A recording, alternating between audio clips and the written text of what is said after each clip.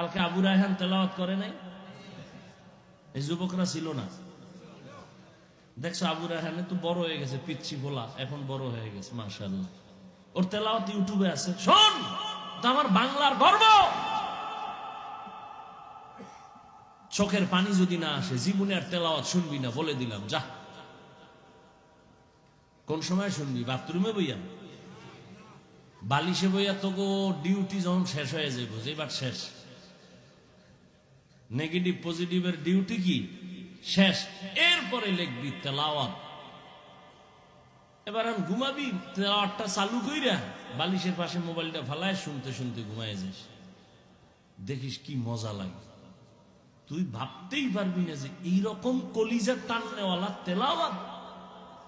আমার তো দিল বলে এক সপ্তাহ যদি শুনো, তুই নিজে চোখের পানি ছেড়ে কাঁদবি আর বলবি, আল্লাহ জিন্দেগি তার এই কানের মধ্যে কোনো গানের আওয়াজ নিব না তেলাওয়াত ছাড়া।